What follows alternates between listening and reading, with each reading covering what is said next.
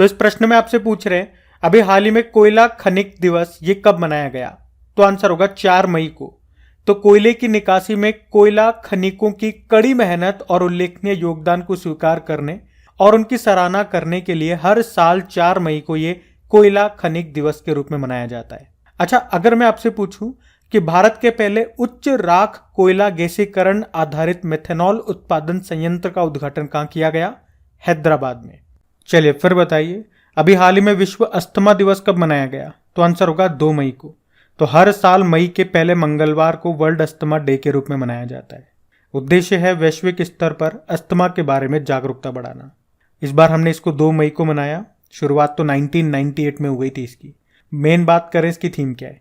Care for all. एक प्रश्न कई बार एग्जाम में आता है कि अस्थमा में मानव शरीर का कौन सा अंग प्रभावित होता है? तो श्वसन तंत्र, रेस्पिरेटरी सिस्टम। तो इस प्रश्न में आपसे पूछ रहे हैं अभी हाल ही में विश्व एथलेटिक्स दिवस कब मनाया गया? तो आंसर होगा 7 मई को। तो हर साल 7 मई को वर्ल्ड एथलेटिक्स डे के रूप में मनाया जाता है। तो विश्व भर में फिटनेस के महत्व के बारे में युवाओं में जागरूकता फैलाने और एथलेटिक्स में उनकी भागीदारी को बढ़ावा देने के उद्देश्य से ये दिन मनाते हैं। अच्छा, वर्ल्ड एथलेटिक्स की बात करें, जिसे पहले इंटरनेशनल अमेच्योर एथलेटिक्स फेडरेशन के नाम से जानते थे। इसकी स्थापना होती है 1912 में। हेडक्वार्टर मोनाको में है और प्रेसिडेंट हैं सेबेस्टियन कोए। चलिए फिर बताइए, अभी हाल ही में विश्व हाथ स्वच्छता दिवस, वर्ल्ड हैंड हाइजीन डे कब मनाया गया? 5 मई को मनाया। हर साल विश्व हाथ स्वच्छता दिवस ये 5 मई को मनाया जाता है। ये इंपॉर्टेंट डे, याद रखना, पिछले साल किसी एग्जाम में पूछा भी गया था ये। और इस दिन को मनाने का उद्देश्य क्या है? संक्रमण के प्रसार को रोकना और अच्छे स्वास्थ्य को बढ़ावा देने में हाथ की स्वच्छता के महत्व को बढ़ावा देना। इस बार की थीम क्या है? एक साथ कार्रवाई में तेजी लाएं, जीवन बचाओ, अपने हाथ साफ करो। वैसे 5 मई को ज्ञानी जेल सिंह जी की भी जयंती होती है, जो कि भारत के 7वें नंबर के राष्ट्रपति थे और राष्ट्रपति के रूप में शपथ लेने वाले वो एकमात्र सिख राजनेता थे। 1982 से 1987 तक राष्ट्रपति रहे थे वो। तो ये ध्यान रखना। बढ़ते हैं आगे।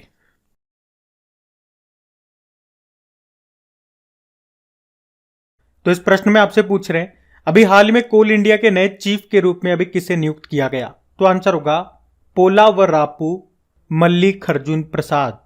तो अभी पब्लिक एंटरप्राइजेस सिलेक्शन बोर्ड यानी कि लोक उद्यम चयन बोर्ड ने सेंट्रल कोलफील्ड के जो सीएमडी हैं पोलावरापू प्रसाद, इनको कोल इंडिया का अगला एमडी सीईओ के रूप में अभी नियुक्त किया है। कोल इंडिया, इसकी स्थापना होती 1975 में और मुख्यालय मिलेगा आपको कोलकाता में। आप जानते हो कोयला खनिक दिवस यानी कि कोल माइनर्स डे कब मनाते हैं? 4 मई को। अच्छा, यूं बताओ, कोल सिटी ऑफ इंडिया किसे कहते हैं? झारखंड के धनबाद को। और आपको याद होगा केंद्र सरकार ने अवैध खनन पर अंकुश लगाने के लिए खनन प्रहरी नाम से एक मोबाइल एप्लीकेशन को लॉन्च किया था।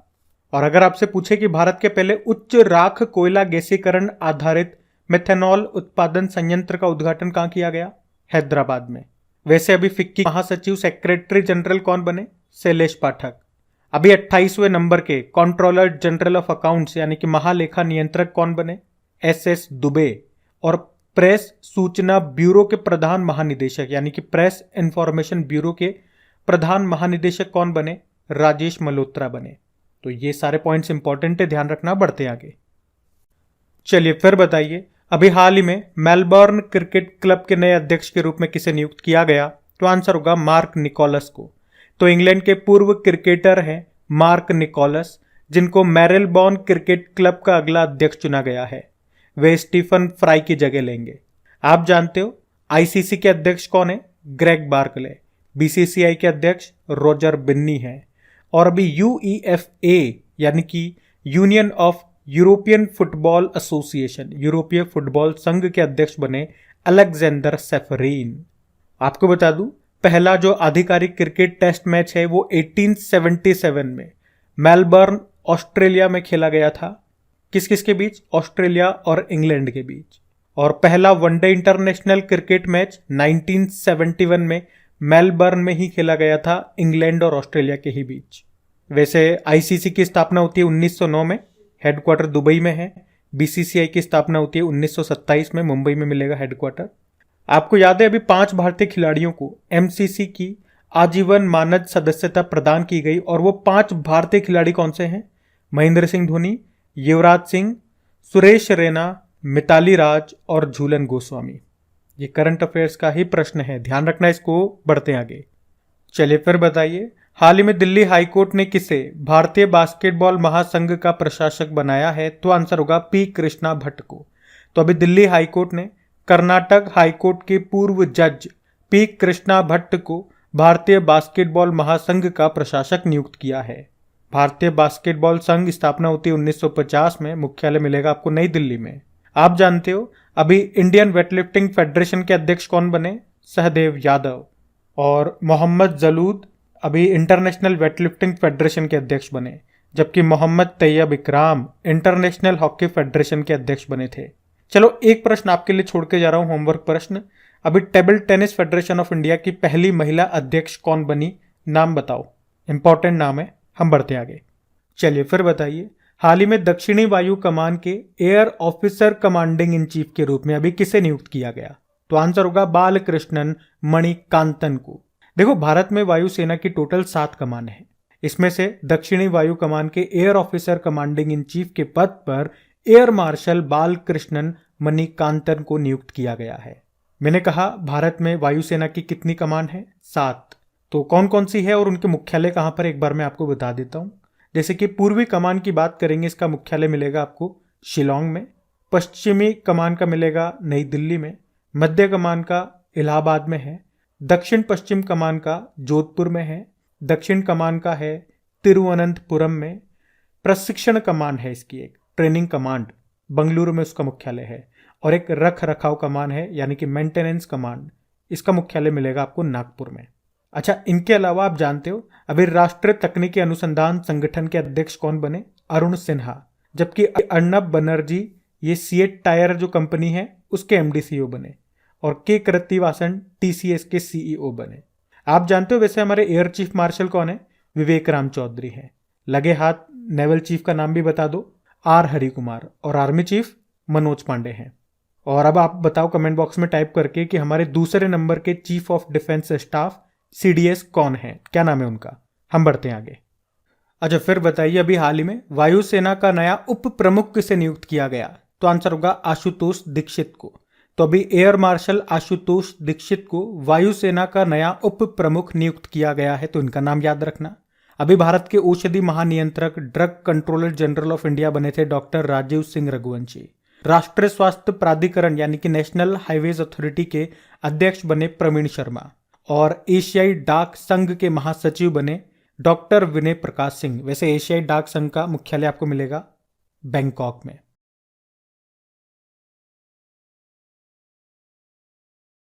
चलिए फिर बताइए, अभी हाल ही में संयुक्त राष्ट्र प्रेस स्वतंत्रता पुरस्कार किसे प्रदान किया गया?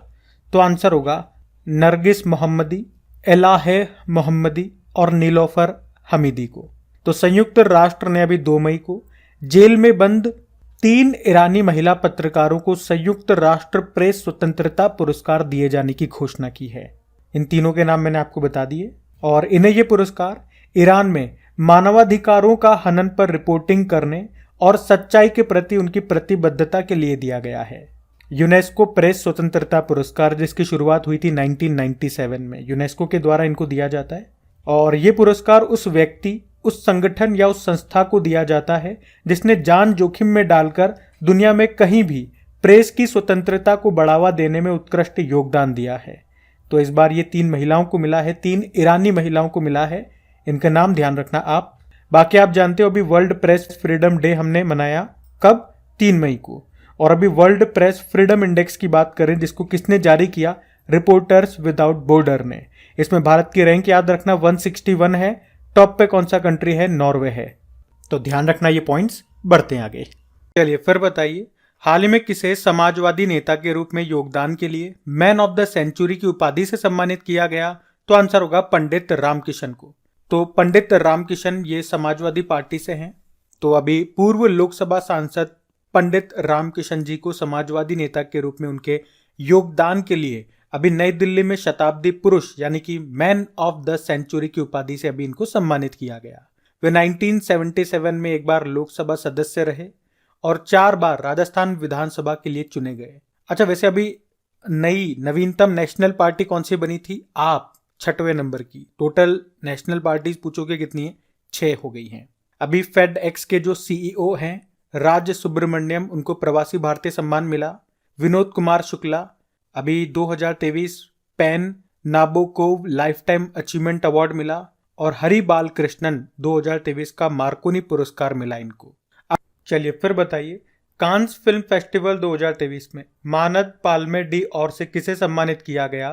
तो आंसर होगा मिशेल डगलस को। और कौन से नंबर का है इस बार? ये 76 नंबर का है। कांस फिल्म फेस्टिवल कहाँ पे होता है? फ्रांस में। और आपको याद हो तो पिछले साल इसमें जूरी सदस्य के रूप में किस भारतीय एक्ट्रेस को शामिल किया गया था? दीपिका पादुकोण को। और इस बार याद रखना, माइकल डगलस को मानद पाल्मे डी और अवार्ड से सम्मानित किया गया। ये सबसे इंपॉर्टेंट अवार्ड माना जाता है इसमें। अच्छा, बिल्कुल ध्यान से सुनना, 3 इंपॉर्टेंट अवार्ड मैं आपको रिवाइज कराऊंगा। एक तो अभी 68 नंबर के फिल्म फेयर अवार्ड्स जो हुए, उसमें बेस्ट फिल्म का अवार्ड मिला गंगूबाई काठियावाड़ी को। बेस्ट एक्ट्रेस रही है आलिया भट्ट गंगूबाई काठियावाड़ी के लिए। और बेस्ट डायरेक्टर भी इसी मूवी के हैं संजय लीला भंसाली। जबकि बेस्ट एक्टर रहे राजकुमार राव बधाई 2 मूवी के लिए। उसके बाद हम बात करेंगे अभी जो ऑस्कर अवार्ड्स 2023 में दिए गए, 95 नंबर का संस्करण था। बेस्ट फिल्म रही everything everywhere all at once. इसमें बेस्ट एक्ट्रेस है मिशेल योह इसी मूवी के लिए।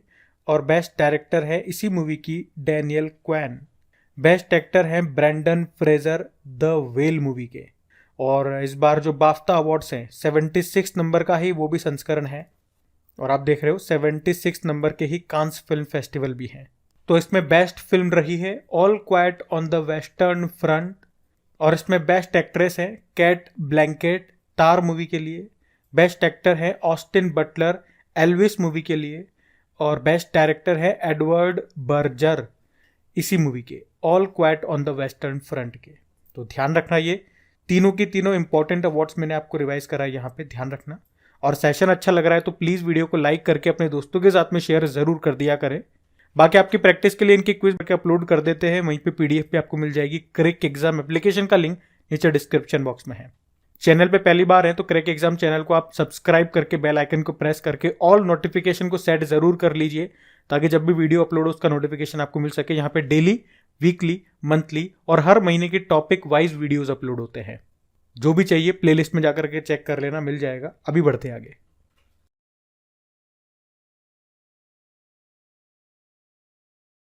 चलिए फिर बताइए, हाल ही में जारी फोर्ब्स की सूची के अनुसार दुनिया के सबसे ज्यादा कमाई करने वाले खिलाड़ी कौन बन गए? तो आंसर होगा क्रिस्टियानो रोनाल्डो।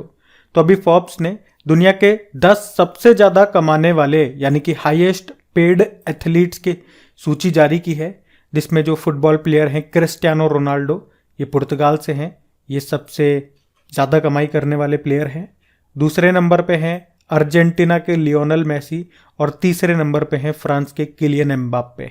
और इन तीनों के नाम से एक प्रश्न मैं आपके लिए छोड़ के जाता हूँ, फुटबॉल से संबंधित वो प्रश्न हो गया। ऑब्वियस सी बात है, ये तीनों फुटबॉल प्लेयर हैं।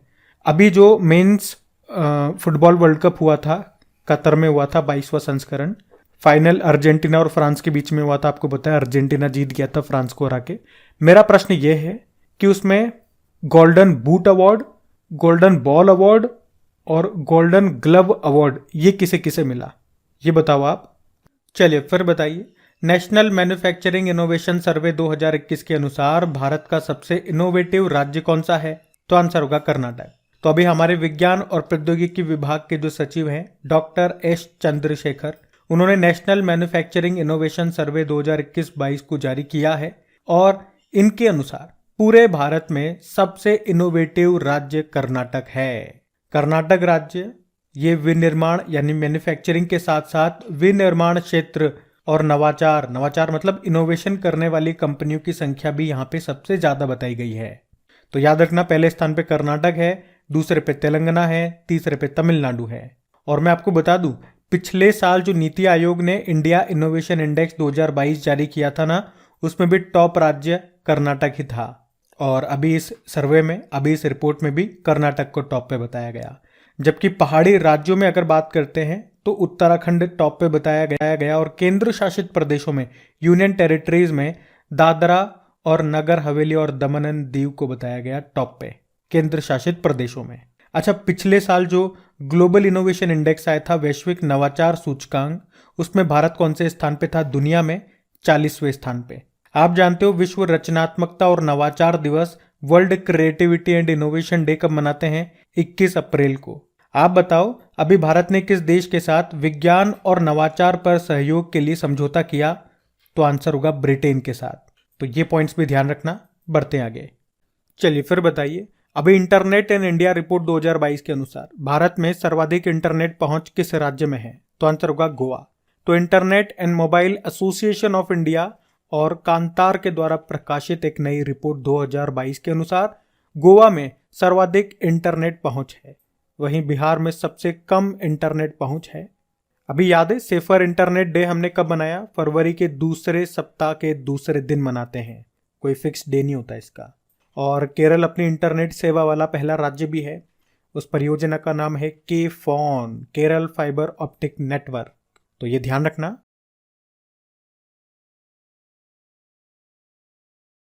चलिए फिर बताइए, किस संस्था के द्वारा बिजनेस रेडी प्रोजेक्ट को जारी किया जाएगा? तो आंसर होगा वर्ल्ड बैंक। आपको याद है हमने कई बार वैसे पढ़ा है, ease of doing business report को जारी करता था वर्ल्ड बैंक, पर इसने इसको जारी करना बंद कर दिया। क्यों कर दिया? डेटा की अनियमितताओं के कारण। आखिरी बार जब इस रिपोर्ट को जारी किया गया था 2019 में, उसमें भारत की रैंक 63 थी। अब क्या हो गया? तो अब वर्ल्ड बैंक ने कहा कि वो इस रिपोर्ट के स्थान पे बिजनेस रेडी प्रोजेक्ट नाम से एक रिपोर्ट जारी करेगा, जिसका उद्देश्य क्या है? दुनिया भर की अर्थव्यवस्थाओं में व्यापार और निवेश के माहौल का आकलन करेगा वो।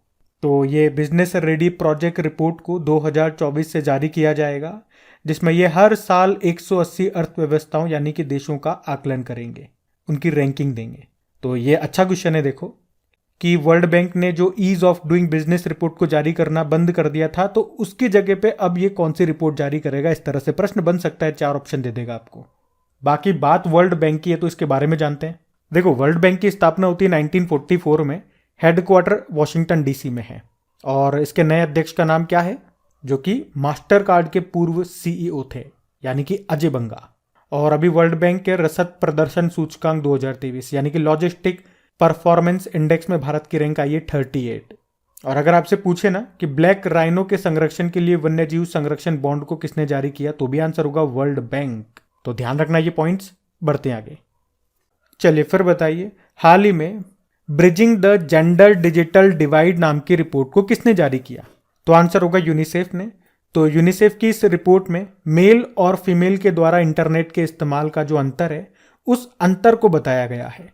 इस रिपोर्ट में बताया गया कि लड़कियों को 21वीं सदी में सीखने और रोजगार के लिए आवश्यक कौशल विकसित करने, यानी कि जो स्किल डेवलपमेंट है, उसको डेवलप करने के अवसर कम मिलने की संभावना है। रिपोर्ट के अनुसार औसतन 32 देशों और क्षेत्रों में लड़कियों में लड़कों की अपेक्षा डिजिटल कौशल यानी कि डिजिटल स्किल की संभावना 35% तक कम है। ये ऐसा इस रिपोर्ट में बताया गया है, जिसको जारी किया है यूनिसेफ ने। देखो, यूनिसेफ की बात करें, इसकी स्थापना होती है 11 दिसंबर 1946। इसकी फुल फॉर्म होती है united nation children's fund. Headquarter है न्यूयॉर्क में और उसकी नई हेड है कैथरीन रसेल। तो ध्यान रखना ये। बढ़ते हैं आगे। चलिए फिर बताइए, अभी हाल ही में the future of jobs report 2023 को किसने जारी किया है? तो आंसर होगा वर्ल्ड इकोनॉमिक फोरम। तो वैसे तो नाम से ही आप लोग समझ गए होंगे इस रिपोर्ट में क्या बताया गया होगा कि फ्यूचर में जॉब्स कैसी होंगी, किस सेक्टर में जॉब बढ़ेगी, किस सेक्टर में जॉब घटेगी, ये सब कुछ होगा इसमें। तो पहले तो ये याद रखना कि इस रिपोर्ट को, जिसका नाम है the future of jobs report 2023, इसको वर्ल्ड इकोनॉमिक फोरम ने जारी किया, जिसमें बताया गया कि दुनिया भर की 8.3 करोड़ नौकरियां खत्म हो जाएगी, समाप्त हो जाएगी, जबकि 6.9 करोड़ नौकरियों का निर्माण होने का अनुमान लगाया गया।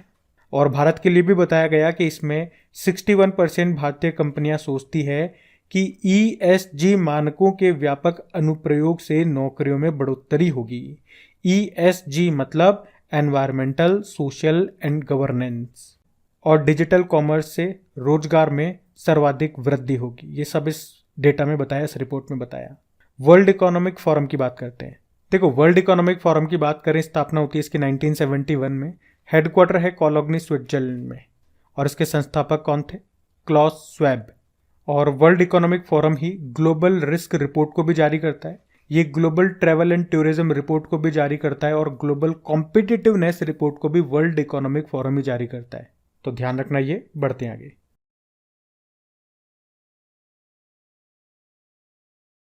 चलिए फिर बताइए, वर्ल्ड स्नूकर चैंपियनशिप 2023 का खिताब किसने जीता? तो आंसर होगा लुका ब्रेसल ने। लुका ब्रेसल ये स्नूकर प्लेयर हैं जिन्होंने अभी फाइनल में इंग्लैंड के मार्क सेल्बी को हरा करके विश्व स्नूकर चैंपियनशिप 2023 का खिताब जीत लिया है। और ये प्रश्न इसलिए भी इंपॉर्टेंट है क्योंकि वर्ल्ड स्नूकर चैंपियनशिप का खिताब जीतने वाले लुका ब्रेसल ये पूरे यूरोप के पहले खिलाड़ी बन गए हैं। अच्छा, इसी से संबंधित एक करंट अफेयर्स का प्रश्न अगर मैं आपसे पूछूं कि अभी एशियाई बिलियर्ड्स खिताब को किसने जीता? तो आंसर होगा पंकज आडवाणी ने। 9वीं बार जीता इन्होंने। चलिए फिर बताइए, अभी हाल ही में उड़ीसा ने भारतीय हॉकी टीम के प्रायोजन को कब तक के लिए बढ़ा दिया, यानी कि कब तक ये इसके स्पॉन्सर और कर रहा है? तो आंसर होगा 2033 तक।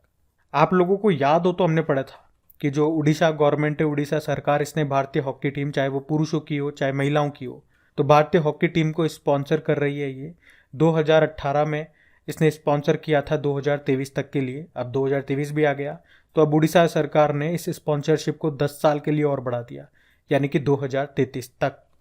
और उड़ीसा सरकार, याद रखना, किस कंपनी के तहत इसे स्पॉन्सर कर रही है? भाई कोई ना कोई कंपनी के थ्रू कर रही है। जैसे कि आईपीएल को स्पॉन्सर कर रही है टाटा, तो आप कहते हो ना टाटा आईपीएल, तो उसी तरह से उड़ीसा सरकार किस कंपनी के तहत इसे स्पॉन्सर कर रही है? तो उड़ीसा माइनिंग कॉरपोरेशन लिमिटेड के तहत भारतीय हॉकी टीम को ये स्पॉन्सर कर रही है। और अब उड़ीसा सरकार 2033 तक कितना रुपया खर्च कर देगी? 434.12 करोड़ रुपीस। उड़ीसा को तो हम कई बार रिवाइज करते हैं, हॉकी से संबंधित कुछ प्रश्न आपको रिवाइज कराता हूं। अभी आपको याद हो तो एशियाई हॉकी महासंघ ने भारत के हॉकी महासंघ को बेस्ट ऑर्गेनाइजर अवार्ड से सम्मानित किया था। क्यों?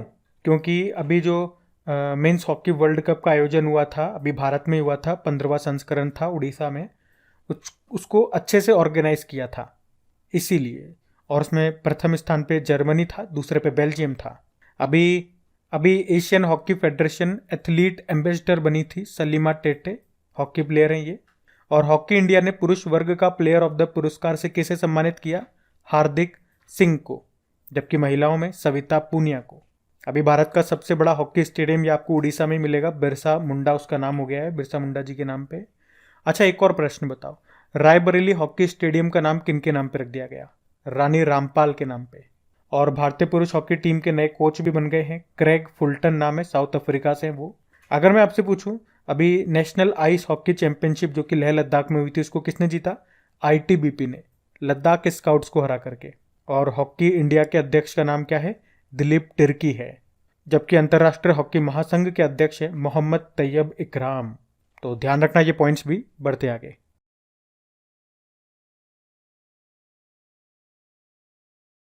चलिए फिर बताइए, हाल ही में किस राज्य सरकार ने गीता कार्मिकुला बीमा योजना को शुरू किया? तो आंसर होगा तेलंगाना। तो अभी तेलंगाना के जो मुख्यमंत्री है के चंद्रशेखर राव, उन्होंने ताड़ी निकालने वालों के लिए एक विशेष योजना शुरू की है, उसी का नाम है ये गीता कार्मिकुला बीमा योजना। तो इस गीता कार्मिकुला बीमा योजना में ताड़ी निकालने वालों को 5 लाख रुपए का बीमा कवर दिया जाएगा। ताड़ी मतलब समझ गए ना? साउथ में जो नारियल के पेड़ होते, लंबे लंबे पेड़ होते, तो उसमें आप ऊपर चढ़ता है एक इंसान, उसकी कमर पे 2-3 बड़े बड़े मटके लटके हुए रहते हैं, ऊपर जाकर के वो उनमें से रस निकालता है, उन मटकों में भरता है। बहुत रिस्की वाला काम होता है। तो यहाँ पे यही कहा गया कि ताड़ी निकालने की प्रक्रिया में खजूर के पेड़ों से गलती से अगर गिरने पर उन व्यक्तियों की मृत्यु हो जाती है, मतलब उनके परिवार का जो मेन सदस्य था, जो उनकी रोजी रोटी कमाता था, पैसे कमाता था, उनका घर परिवार चलाता था, तो उनकी दिक्कत आ जाएगी। तो ऐसे परिवारों को सहयोग देने के उद्देश्य से ये योजना शुरू की गई है। 5 लाख रुपए का बीमा कवर है, ये पॉइंट ध्यान रखना। चलिए फिर बताइए, अभी हाल में किस राज्य सरकार ने डिज्नीलैंड के आधार पर रामालैंड की योजना बनाई है? तो आंसर होगा उत्तर प्रदेश। तो अभी उत्तर प्रदेश सरकार ने डिज्नीलैंड के आधार पर अयोध्या में रामालैंड थीम पार्क की योजना बनाई है। मतलब ये अयोध्या को एक वैश्विक पर्यटन हॉटस्पॉट के रूप में विकसित कर रहे हैं, डेवलप कर रहे हैं, जिसके लिए ही उत्तर प्रदेश सरकार ये भगवान राम की कहानी सुनने के लिए एक थीम पार्क, जिसका नाम रखेंगे ये रामा लैंड, इसको डेवलप कर रहे हैं। मतलब मनोरंजन के साथ साथ सीखना भी, इसी उद्देश्य के साथ यहाँ पे रामायण के पौराणिक कहानियों को प्रदर्शित किया जाएगा, बच्चों को सुनाया जाएगा, बड़ों को सुनाया जाएगा। अच्छा, इसके अलावा उत्तर प्रदेश चित्रकूट जिले को अयोध्या विजन 2047 थीम के तहत सुंदर बनाने के लिए अभी 30,000 करोड़ रुपए भी खर्च कर रहा है। और साथ ही सरयू नदी पर क्रूज चलाने का काम भी चल रहा है। अब यहाँ पे भी क्रूज चलेगी, बोट चलेगी, आप घूम सकते हो बैठ करके। चलिए फिर बताइए, हाल ही में किस राज्य ने इंदिरा गांधी महिला सम्मान निधि योजना को शुरू किया? तो आंसर होगा हिमाचल प्रदेश। तो जैसा कि नाम से क्लियर है, महिलाओं के लिए ये योजना है। तो अभी हिमाचल प्रदेश सरकार ने महिलाओं के लिए ये इंदिरा गांधी सम्मान निधि योजना को शुरू किया है। क्या है इस योजना में? तो इस योजना में महिलाओं को प्रोत्साहन के रूप में 1,500 रुपये हर महीने दिए जाएंगे, पर उन महिलाओं की उम्र 18 से लेकर 60 वर्ष के बीच की होनी चाहिए। वैसे आपको याद होगा, इसी तरह से मध्य प्रदेश ने अभी लाडली बहना योजना शुरू की थी, जिसमें कहा था महिलाओं को पर मंथ 1,000 रुपये मिलेंगे। लेकिन हिमाचल प्रदेश वाले अमीर लोग लगते हैं, ये 1,500 रुपये महीना दे रहे हैं। अच्छी बात है।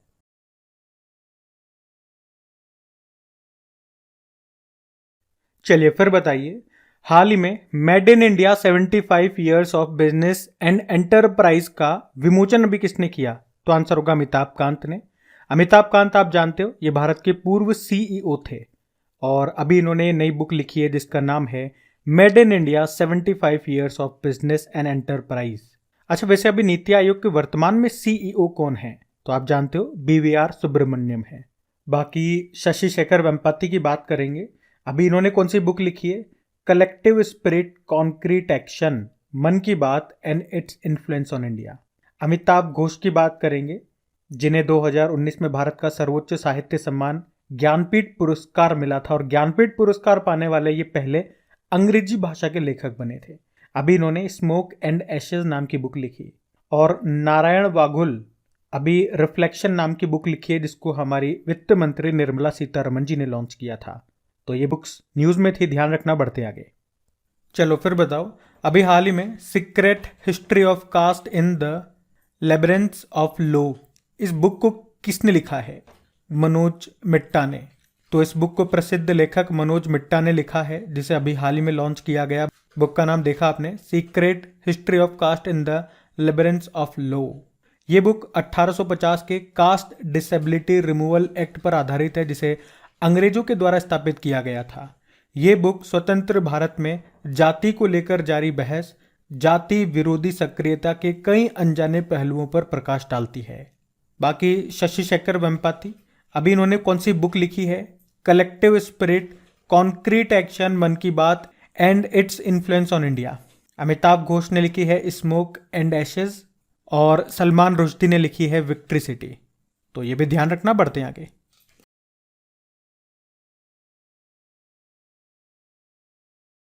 चलिए फिर बताइए, हाल ही में रणजीत गुहा का निधन हो गया। वे क्या थे? इतिहासकार। तो रणजीत गुहा ये पश्चिम बंगाल के इतिहासकार थे और अभी 100 वर्ष की उम्र में उनका निधन हो गया। और इनकी कुछ फेमस पुस्तकें हैं, जैसे कि history at the limit of world, और एक है औपनिवेशिक भारत में किसान विद्रोह के प्राथमिक पहलू।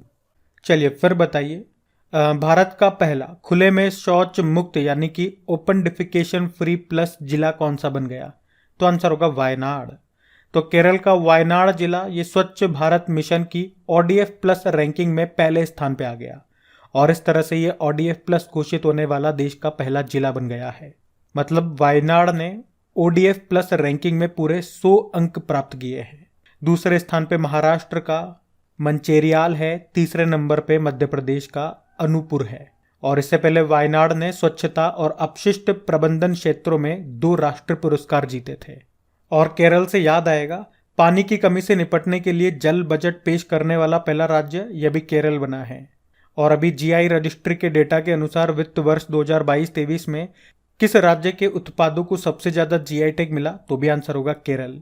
चलो बताओ, एक पंचायत एक खेल मैदान परियोजना किसने शुरू की? केरल ने। अभी भारत की पहली जल मेट्रो परियोजना शुरू हुई केरल में, केरल के कोच्चि में। जल मेट्रो मतलब एक तरह की इलेक्ट्रिक हाइब्रिड बोट है ये। और भारत की पहली ड्रोन फॉरेंसिक लैब कहाँ पे शुरू हुई, ये भी केरल में। भारत का पहला संविधान साक्षर जिला कौन सा बना, केरल का कोल्लम जिला। तो ध्यान रखना ये पॉइंट्स, बढ़ते आगे। चलिए फिर बताइए, अभी हाल ही में शंघाई कोऑपरेशन ऑर्गेनाइजेशन के विदेश मंत्रियों की बैठक का आयोजन कहाँ पे हुआ, तो आंसर होगा गोवा में। आपको तो पता ही है 2023 में शंघाई कोऑपरेशन ऑर्गेनाइजेशन की अध्यक्षता ये भारत के पास है। पिछले साल किसके पास थी, या पिछले साल कहाँ पे हुई थी इसकी बैठक, समरकंद उज्बेकिस्तान में। तो याद रखना, अभी गोवा में शंघाई कोऑपरेशन ऑर्गेनाइजेशन के विदेश मंत्रियों की बैठक का आयोजन किया गया। इसमें अध्यक्षता किसने की होगी, ऑब्वियस सी बात है हमारे विदेश मंत्री सुब्रमण्यम जयशंकर ने। इसमें पाकिस्तान, चाइना वगैरह के विदेश मंत्रियों ने भी हिस्सा लिया। अच्छा, पाकिस्तान के विदेश मंत्री का नाम क्या है, बिलावल भुट्टो। चलिए फिर बताइए, अभी हाल ही में चक्रवात जिसका नाम है मोचा, इसका नाम किस देश के द्वारा सुझाया गया, तो आंसर होगा यमन। तो अभी भारत मौसम विज्ञान विभाग यानी कि इंडिया मेटेरोलॉजिकल डिपार्टमेंट ने बंगाल की दक्षिण पूर्व खाड़ी और आसपास के क्षेत्रों में वर्ष 2023 के पहले चक्रवाती तूफान मोचा का पूर्वानुमान लगाया है, जो कि 7 मई से 9 मई के बीच में पूर्वी तट पर दस्तक दे सकता है। मेन तो आप सोच रहे होंगे ये नाम किसने रखा, तो मैंने आपको बताया इस तूफान का नाम यमन के शहर मोचा के नाम पे सुझाया गया है, यमन ने रखा है। और ये 2023 का पहला चक्रवात है, तो ध्यान रखना चक्रवात का नाम किसने रखा, ये दोनों पॉइंट्स। वैसे इंडिया मेट्रोलॉजिकल डिपार्टमेंट की बात कर ले पहले, भारतीय मौसम विज्ञान विभाग की, जिसकी स्थापना होती है 1844 में। हेडक्वार्टर के डायरेक्टर जनरल हैं मृत्युंजय महापात्रा। आप जानते हो Mrityunjay Mahapatra cyclone man of India कहा जाता है इनको। अच्छा चलो फिर बताओ, अभी हाल ही में चिथिरई महोत्सव का आयोजन कहाँ किया गया, तो आंसर होगा तमिलनाडु में। अच्छा, आपको पता है मीनाक्षी मंदिर कहाँ पर है, तमिलनाडु में। तमिलनाडु में वैगई नदी के किनारे मदुरै में स्थित है ये मंदिर किस शैली में बना है, द्रविड़ शैली में। तो ये जो चिथिरई महोत्सव है ये मीनाक्षी मंदिर का सबसे बड़ा समारोह है। ये भगवान सुंदरेश्वर, जो कि भगवान शिव जी की बात हो रही है, और देवी मीनाक्षी की बात हो रही है, तो इन दोनों की शादी का पर्व के रूप में इस समारोह को मनाया जाता है, इस महोत्सव को मनाया जाता है। तो याद रखना, हर साल श्री हरि के आगमन पर जश्न मनाने के लिए ये महोत्सव का आयोजन होता है, जिसका नाम है चिथिरई महोत्सव। कहाँ पे, तमिलनाडु में। अच्छा